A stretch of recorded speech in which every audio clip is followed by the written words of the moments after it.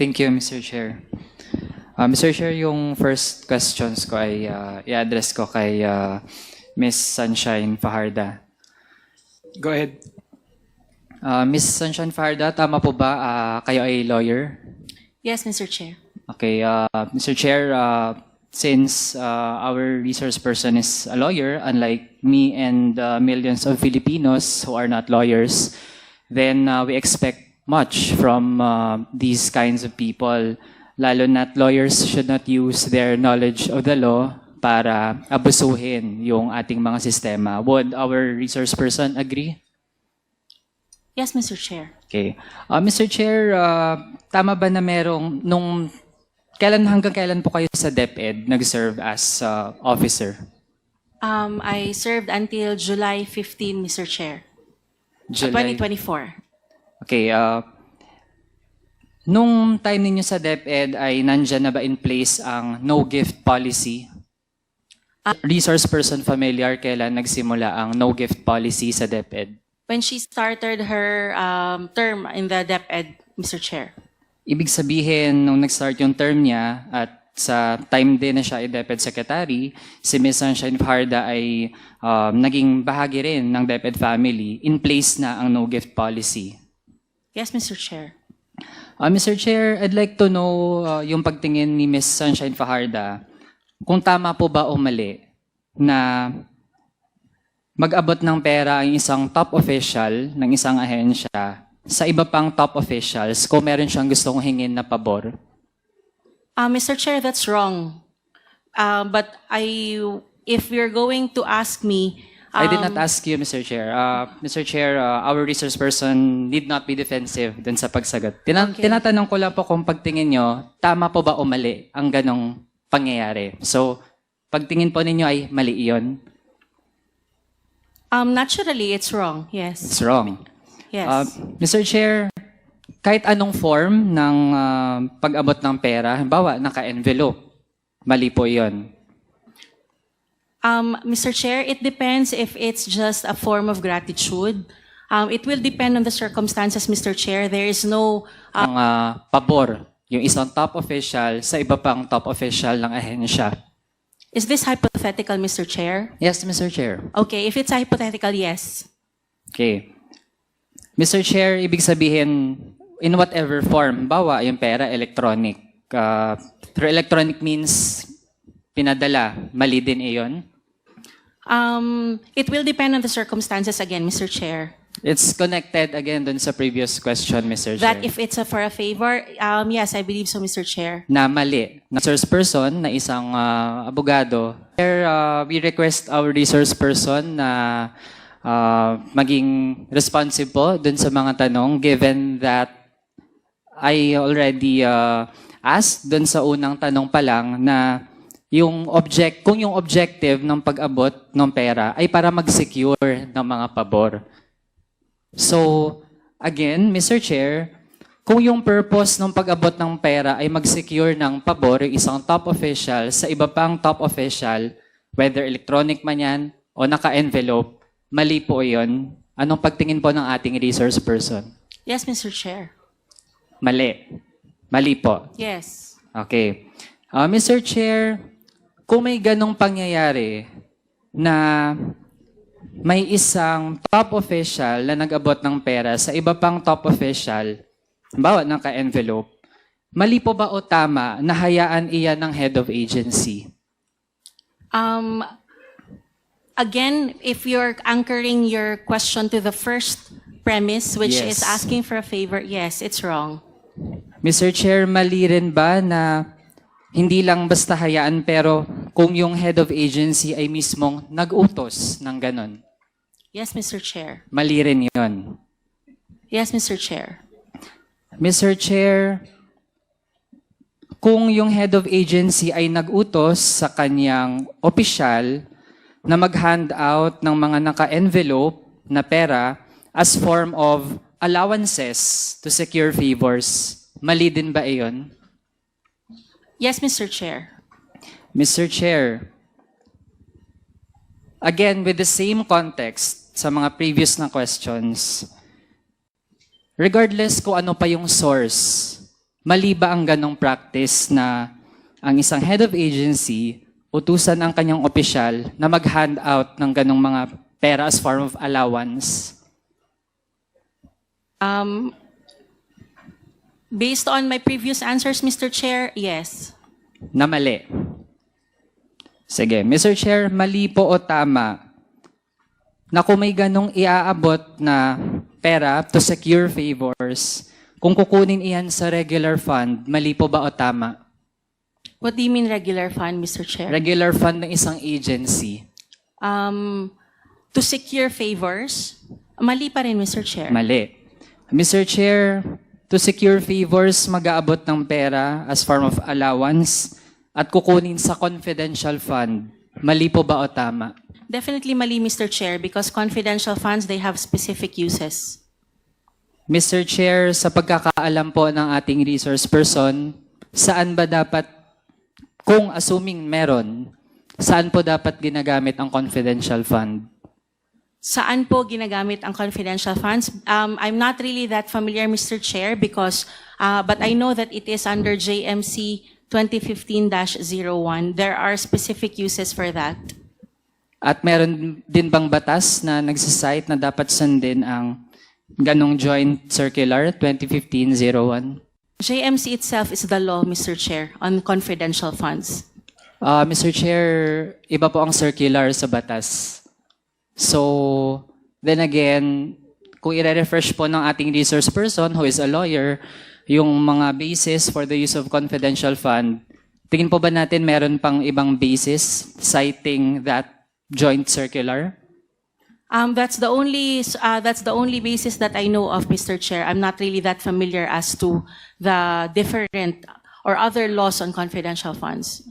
So, Mr. Chair, para po ma-enlighten yung ating resource person, pati po yung iba rin, kasi kanina, Mr. Chair, nung tinatanong po si Ms. Gina Acosta, siya na po mismo ay SDO ng OVP, hindi din niya alam yung kanyang papel. And I'm troubled, Mr. Chair, kung ganun pala ang level of awareness ng mga nasa OVP tsaka DepEd regarding confidential funds. Yung JC 2015-01, yan po ay sinasite ng mismong General Appropriations Act, which is a law.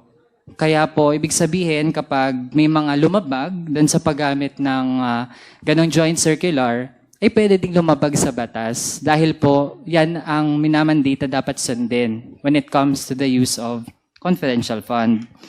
To proceed, Mr. Chair, kapag sa case po ninyo, in the event na meron po kayong nalaman na merong gumamit ng confidential fund to hand out so-called allowances to top officials of an agency, ano po ang gagawin ninyo? Hypothetically, again, Mr. Chair, of course, if I know someone who does that, it has to be reported. So, kung kayo po, may ganun kayong nalaman na kuwang impormasyon, kanino po ninyo i-report? I think it has to be reported to the Commission on Audit, Mr. Chair.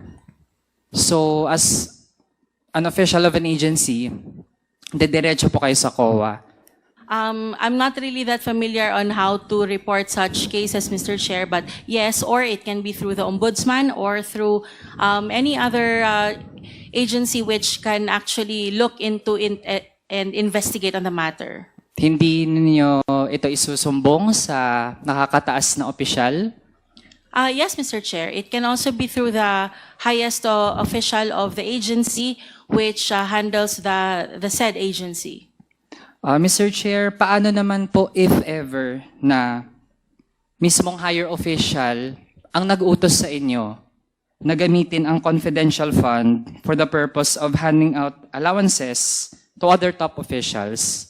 In that event, ano po ang gagawin ninyo? Again, these are all hypothetical, Mr. Chair. Yes, Mr. Chair. Yes. I think that's already clear, and our resource person, again, does not have to be defensive. I just want to check, Mr. Chair, why am I being asked these things?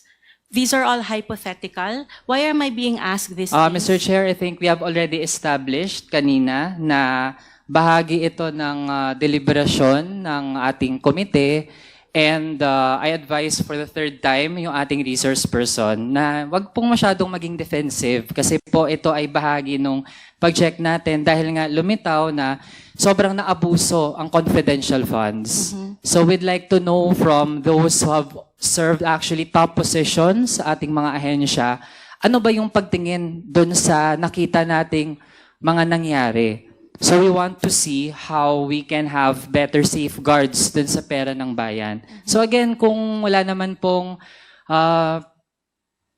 tinatago yung ating resource persons and we are asking possibilities, di po kailangan maging defensive. So yun na po ang huling tanong ko actually. So Nakakalito lang po kailangan kasi- lang pong sagutin ng ating resource person. Sige Miss- po. Miss So Sunshine your Farda. question was, the last question was, can you repeat, Mr. Point Chair? of order, Mr. Chair. Point of order.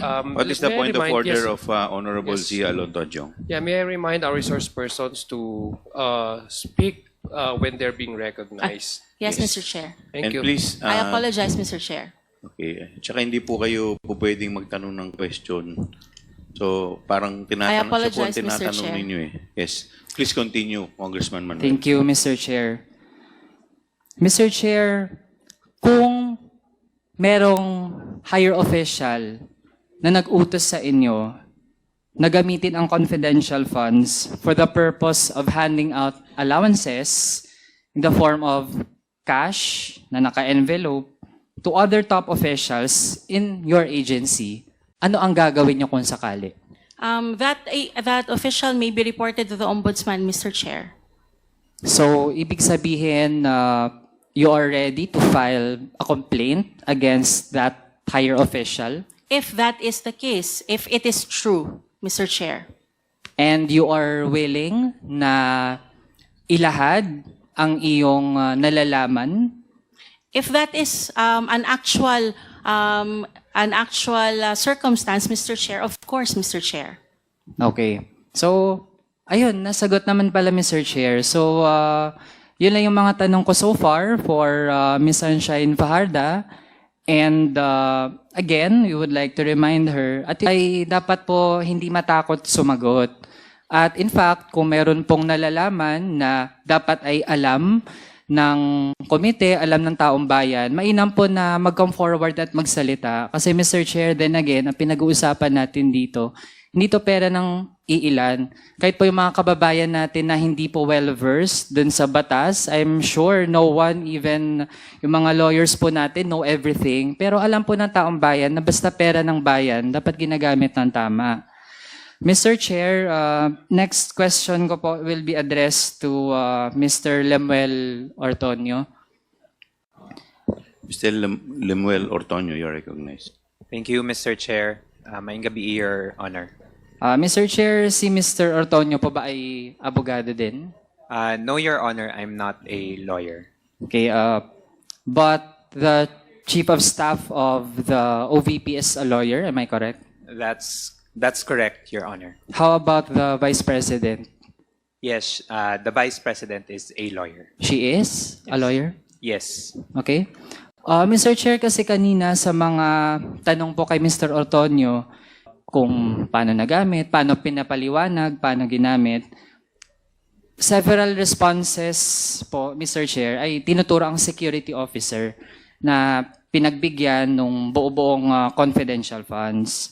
So, Mr. Chair, gusto ko lang malaman, ngayong ito na ang lumilitaw na ganun pala ang sistema ng kung paano ine-encash, tapos paano pinapasa yung pera, na kahit yung mismong SDO, si Ms. Gina Acosta, ay hindi din niya masagot yung mga tanong kasi nga hindi niya ginampanan yung kanyang papel ng maayos as SDO. Sa pagtingin po ba ni Mr. Ortonio, ay tama lang ba ang ganong naging practice sa Office of the Vice President in terms of handling the confidential funds? Based on the process that was mentioned earlier by Ms. Acosta, I would see that there is no parang deficiency in terms of the process that was employed to implement the confidential activities and using the confidential funds.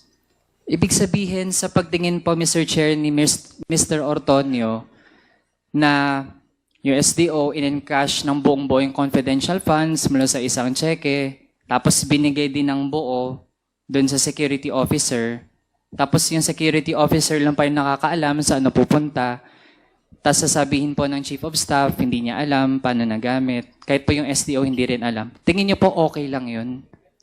I would assume na yes, it's acceptable considering that, as mentioned by Ms. Acosta, she is not familiar with how it is being operated on the field. And the only person who would have the expertise would be the security officer. That's my understanding. Mr. Chair, to continue, ibig sabihin po okay lang yung regarding confidential funds, wala rin po siyang masagot na maayos kapag pag-uusapan na isa napunta, pero bahagi po sila ng mga opisyal na pwede pong managot kapag napatunayan na merong pera na hindi nagamit ng tama o hindi na natin alam saan napunta. Are you fine with that kind of system in place? Yes, Your Honor, because I believe that it is my personal belief, no, na the process is okay yung process niya. There is nothing that I see personally that is deficient. Okay. I'm in a state of shock, Mr. Chair, dun sa ganong tipo ng perception hanggang ngayon, Mr. Chair. So, kung okay lang pala, dahil nga merong lumitaw na Mary Grace Piatos na pumirma dun sa isang acknowledgement receipt na pinagamitan ng confidential funds ng Office of the Vice President. Again, may I confirm na galing din po kayong Davao? That's correct, Your Honor. Where in particular po sa Davao region?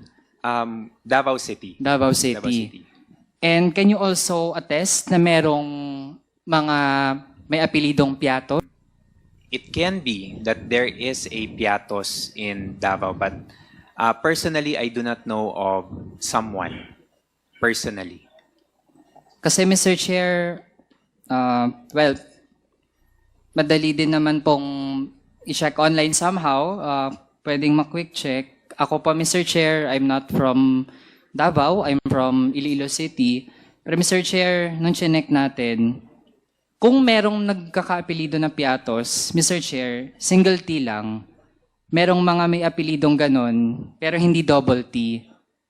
Kaya, Mr. Chair, if even our resource person who is from the Davao region itself, hindi din po makapag-attest talaga or even say na meron siyang familiarity na may tao na may ganong apelido, then that really begs the question, sino talaga yung taong ito? Mr. Chair, lalo na dapat supposedly bahagi po kayo ng mga pumirma to request the confidential funds. So, sa personal niyo pong pagtingin, tingin niyo po ba ay, kung yun, itong buong pangalang Mary Grace Piatos, tingin niyo po ba may ganitong tao talaga? I cannot say that there is someone na Mary Grace Piatos, specifically yung name, but it can be that there's someone named Mary Grace Piatos. So, ibig sabihin, Mr. Chair, si Mr. Otonio, tingin niya ay maniniwala siya na may ganitong tao, na may pangalang Mary Grace Piatos with a double T. Yes, that's correct, Your Honor. I would. Okay. Mr. Chair, now I'd proceed to Mr. Edward Fajarda, former SDO ng DepEd. Kasi lumitaw din po yung si Kokay Villamin, yung may acknowledgement receipt sa OVP, meron din sa DepEd. Same name, magkaiba yung pirma. Kung kayo po, tingin nyo ba posible na merong isang tao, tapos meron siyang at least dalawang magkaibang pirma? Mr. Chair, Yes or no lang po. Tingin nyo po ba okay yun? Can I explain first Ay, before hindi I po. said yes or no? Gusto ko po manang malaman kung tingin nyo po posible na yun, may ganong sitwasyon. Possible po, Your Honor. Possible. Paano po siya pwedeng maging posible? Kasi po, sa akin lang pong pananaw, kapag sa akin lang, hindi po talaga ako magbibigay ng tunay kong pangalan. Kasi madedelikado po kasi ang buhay ko. So, posibleng may nagaya pong pangalan. So, iba po ang perma. Sa akin lang po yan. Posibleng Hindi po sa akin. nagaya ang pangalan. Out nagaya of po yan. hundreds of possible first names and out of hundreds or even thousands of surnames, ay posibleng randomly, merong isang Kokoy Villamin na lumitaw sa OVP, meron din po sa DepEd. Sa akin lang pong Tingin nyo po, sa akin posible lang pong yun? paningin. Posible po. Kaya po siguro, magkaiba ang perma. Sa akin lang po yan, Sir Chair, Tingin pero niyo hindi po. naman po ako expert yan. Pero bilang naging former special disbursing officer, kung kayo po yung nakatanggap nun, ano pong iisipin po ninyo? Mr. Chair, kasi hindi naman po expert, pero kung ako po, ito double check ko po siguro. Ida-double check. Opo. So, dahil po naging special disbursing officer po kayo ng DepEd at nag-handle po ng confidential funds, nung nasubmit na po, na-compile na yung mga acknowledgement receipt,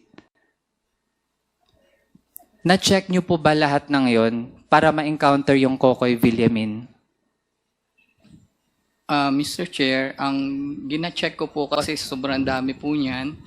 Maghahabol po ako sa oras po kasi may ano po yan eh.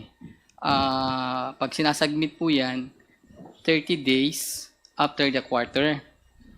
So hindi actually kulang po yung 30 days bago ko po makuha yung kumpleto lahat-lahat. So ang chinecheck ko lang po diyan ay yung kung may pangalan pero hindi ko na po basta may sulat, may perma at saka po yung amount, Mr. Chair. Mr. Chair, balikan ko po si Mr. Ortonio. Kayo po tingin nyo posible na may isang tao na merong dalawang magkaibang pirma? It can be, Your Honor. Pwede can, din. It can be. That's my personal opinion. Kung kayo po, paano? Tingin nyo, paano? It can be it's yung initial niya counter signature or the other one is a full signature. Mr. Chair, kasi based dun sa documents na napakita dito sa komite, ay meron talagang pirma. Pero pareho po yung pangalan. At kung kayo po ay isa dun sa mga top officials ng Office of the Vice President, ay mananagot po kayo doon kapag hindi talaga mapatunayan totoong tao yung mga iyon.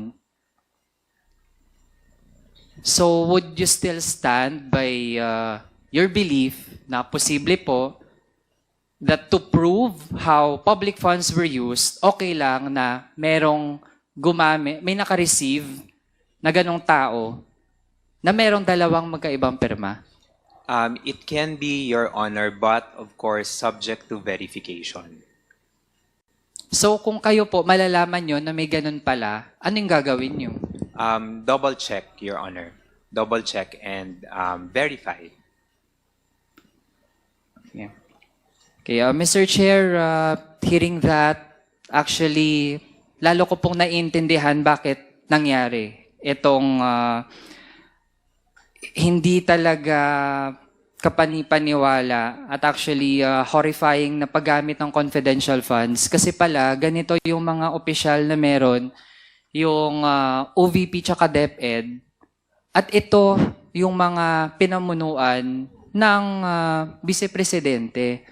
Mr. Chair, kung ganito yung standards na meron sa ganito mga institusyon, no wonder na ganito pala yung nangyari. Mr. Chair, last few questions kay Attorney Rosel Abella. Mr. Chair, kanina din na-expound kung paano na-produce yung mga certifications. Mr. Chair, kay Attorney Abella, hindi po ba kayo nagdalawang isip na magnotaryo ng mga certifications na merong blank, meron din walang personal appearance? Your Honor, referring to what document, Your Honor? Yung kanina, yung sa interpellation ni Kong Asidre. The can we Yung certifications ng Specify, OVP Your tsaka Honor? DepEd. Yung kanina po, it's fresh. I wouldn't assume na nalimutan po din niya. Pero yung mga pinakita po. Yes, Your Honor, as I mentioned, while it's not written on the document, Your Honor, may I request that the document be specific, Your Honor, so that I can accurately answer, because there are several documents. Napakita po kanina yun. Your Honor, madaming document na pinakita po, Your Honor. Okay, we can request the help of the technical staff, pero yung isa doon ay dapat dalawa yung sinasabing nag-appear personally. Isa doon si VP Sara, pero hindi siya nag-personally appear. Yes, Your Honor. The document is an attestation, Your Honor. So when we attest, Your Honor, the one who is executing the document is the special disbursing officer. The attesting Mr. officer. Chair, I think na-establish na po kanina na supposedly, kung dalawa yung nakalagay na pangalan, tapos end pa siya, No, Your dalawa po Honor. sila. We- Mr. Chair, the resource person is not yet recognized, so I Your should be Honor, allowed to I'm not finish. finished answering, Your Honor. My I'm not answer finished was with my question. interrupted. Sufficient time to answer because my answer was Attorney- incomplete. Attorney Abella, Yes, Your Honor. huwag po kayo makipagsabayan. Antayin po ninyo matapos yung tanong bago po kayo sumagot. I apologize, Your Honor. Okay. So, Yes, thank you, Congressman Mr. Chair. Mr. Chair, I think napaka-basic din naman po ng tanong ko. We have already heard kanina ano yung mga ginawa pala ni Attorney Abella mula dun sa interpellation ni Kong Asidre. Actually, gusto ko pa nga po na marinig. No? Yun, kung nung ginawa po yun or bago pa nga magawa, ay hindi man lang ba nagdalawang isip na hindi ito yung tamang gawin, na magnotaryo sa mga dokumento na blank or wala yung personal appearance.